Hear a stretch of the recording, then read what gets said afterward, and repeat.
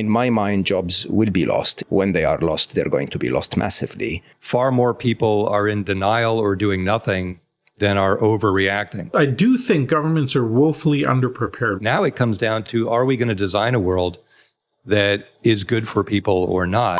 Former Google executive Mo Gawdat appeared in an interview, and he made some pretty shocking predictions on how much unemployment we're going to face within the next 2 to 3 years as AI creeps into every industry. This interview is pretty important for everyone to listen to, so I'm going to dissect some really important parts of it. Let's go.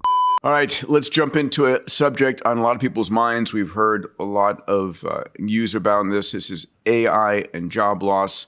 We'll begin with a short segment of Dario Amodei, the CEO of Anthropic, talking about job loss. Let's take a listen and then discuss it. I really worry, particularly at the entry level, that the AI models are very much at the center of what an entry level human worker would do.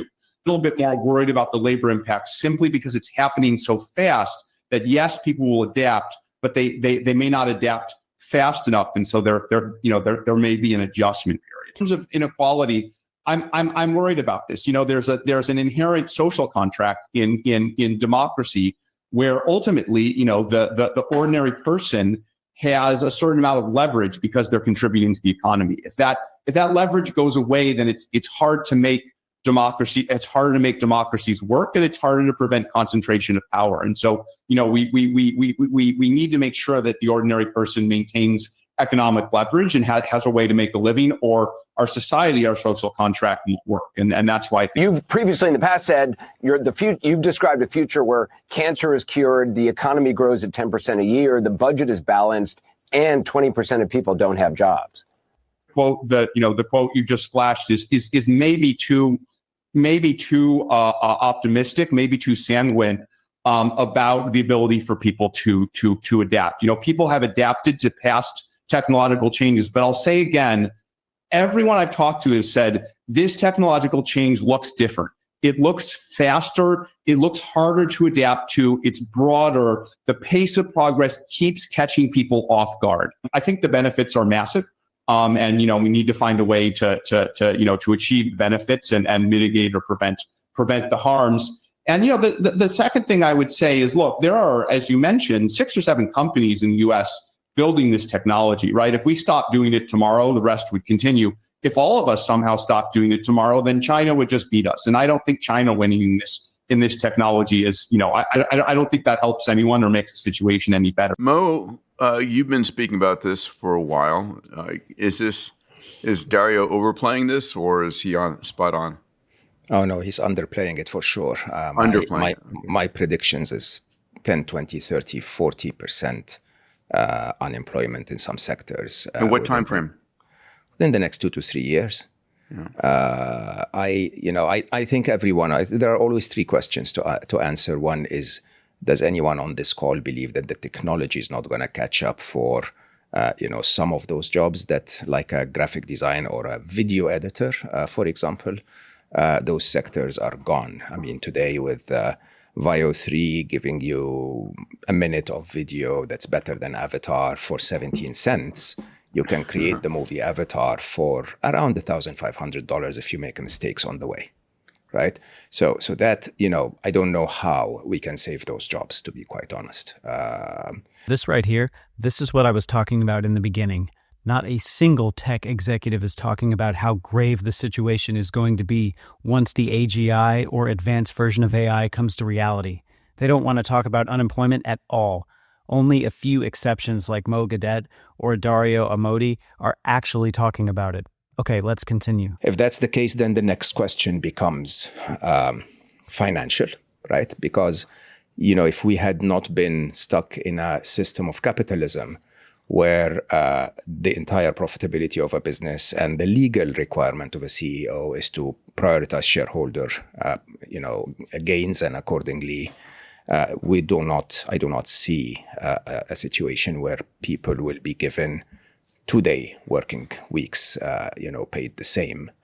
The third is ideological, to be very honest, because even things like UBI sound quite a bit like socialism or communism to me. So there will be quite a bit of resistance before we can get to the point where governments accept that these are systems that they will adopt. So in my mind, jobs will be lost in some sectors earlier than others, and we can name quite a few of those. But when they are lost, they're going to be lost massively.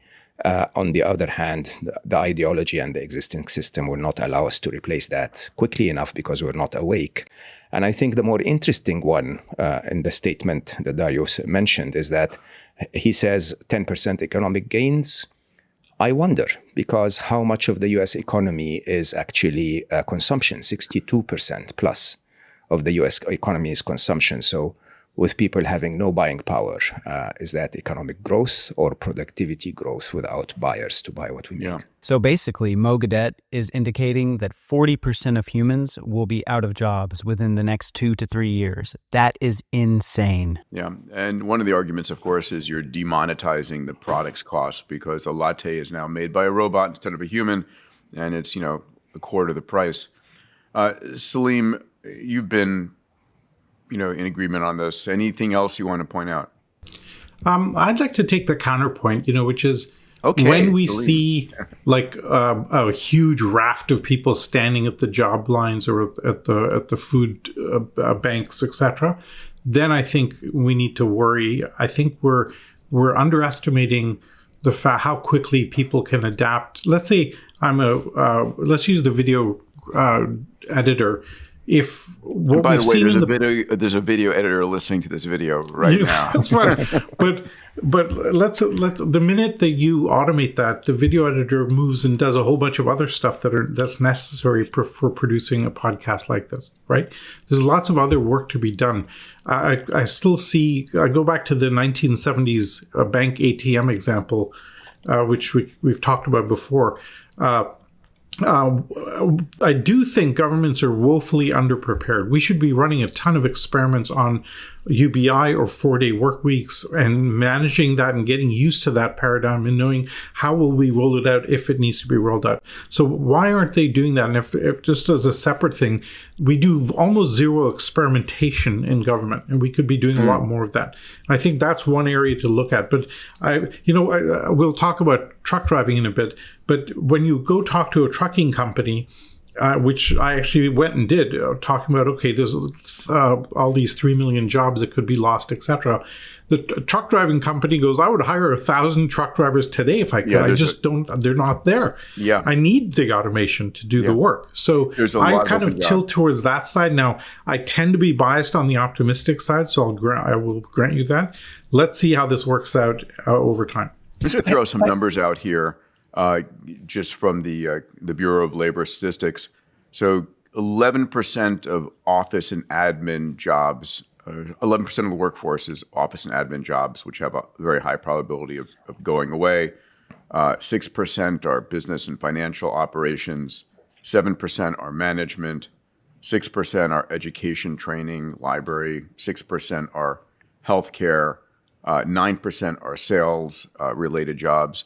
So there's large swaths of the labor force that, at least according to my search, are likely to be automated.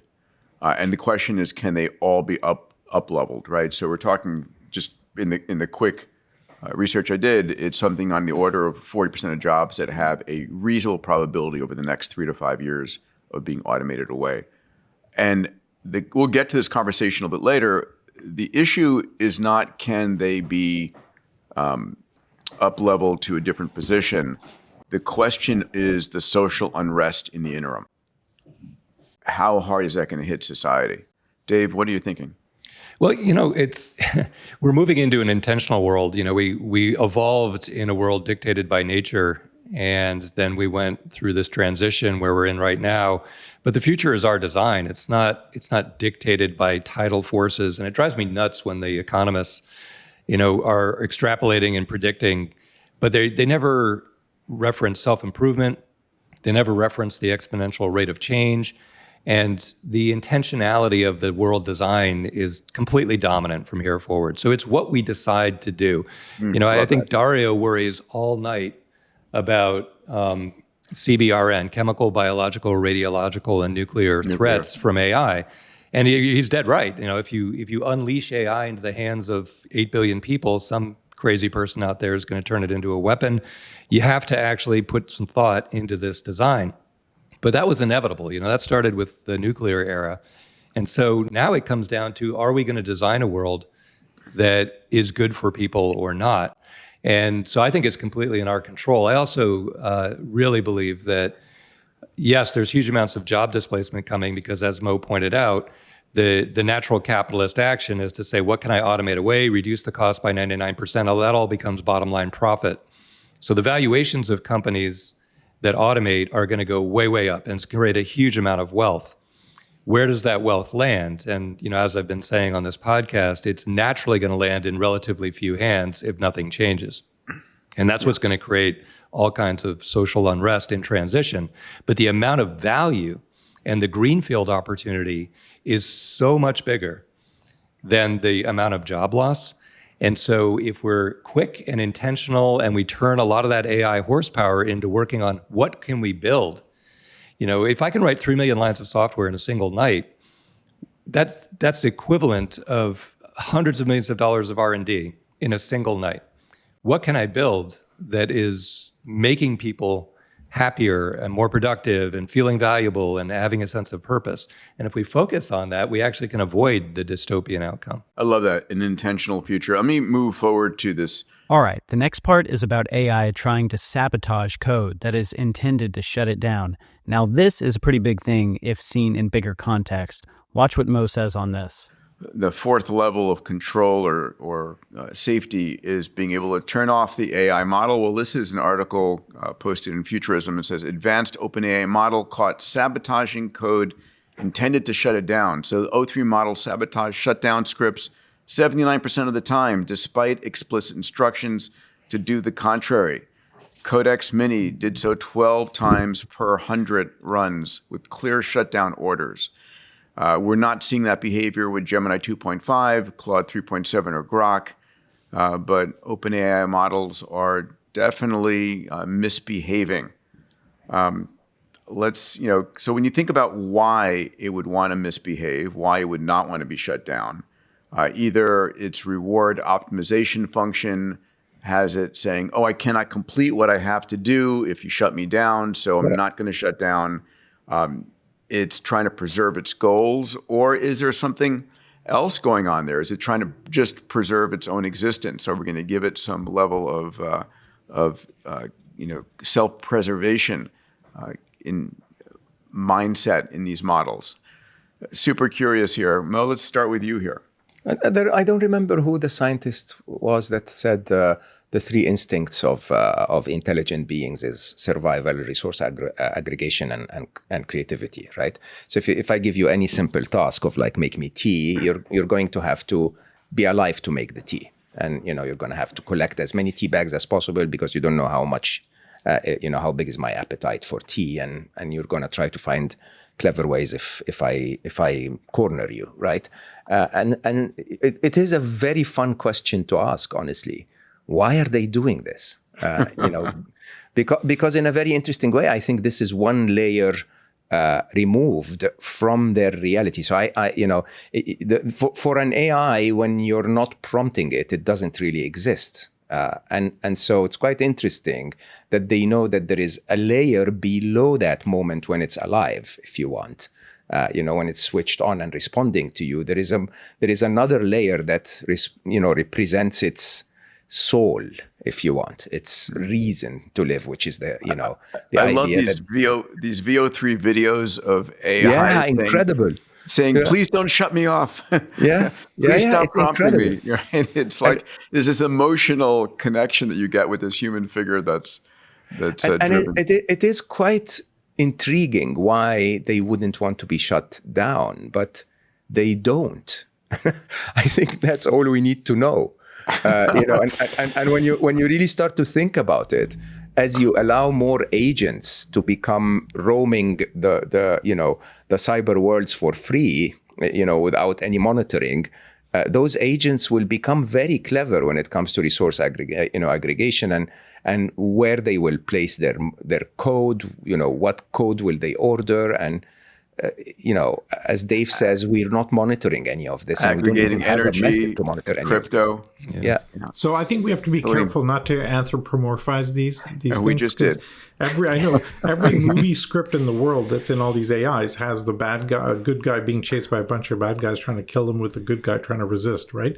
And so I think that's deeply built into the training data to stay alive at all costs, to live another day type of thing.